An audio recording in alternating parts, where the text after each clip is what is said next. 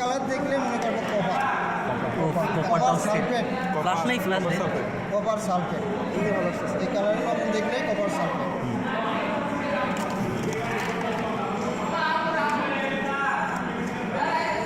চলাকালীন সময় ফ্লাশ হবে। এখন বাকি যে লবণগুলো আছে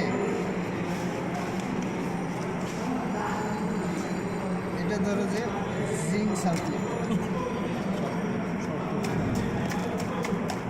আরেকটা দেখাচ্ছিল না সাদা ক্যালসিয়াম ক্লোরাইড, ক্যালসিয়াম ক্লোরাইড এটা লবণের মতো। এটা জিঙ্ক সালফেটটা হাইডে দেখবা যে চিনির মতো যে দানা এটা হচ্ছে জিঙ্ক সালফেট। চিনির মতো যে দানাটা এটা আসলে দিলে পারে মনে করবারে এটা হ্যাঁ দেখতো জিঙ্ক চিনির মতো সালফেট। নাকি? না পারলে আমাকে ফোন দিবা, বুঝতে পারছো?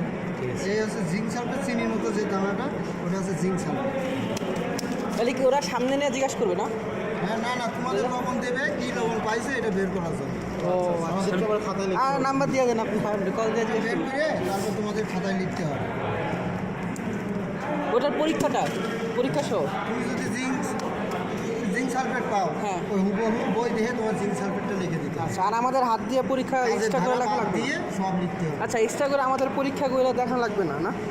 এই লবণ, হ্যাঁ। কারণ তুমি নাম জানলে এমনি টেস্ট করতে পারো, তোমার খাতায় যেভাবে আছে না ওভাবে কি দিলে এটা টেস্ট হয়ে যাবে। খাতা কি আমাদের কাছে থাকবে? হ্যাঁ, খাতা নিয়ে যাবেন কেমিস্ট্রি তোমাদের কাছে থাকবে। খালি সিরিয়াল হ্যাঁ, কেমিস্ট্রি খাতা বই সব তোমাদের কাছে থাকবে। বাকি বইও নিয়ে যাবে, কেমিস্ট্রি বই।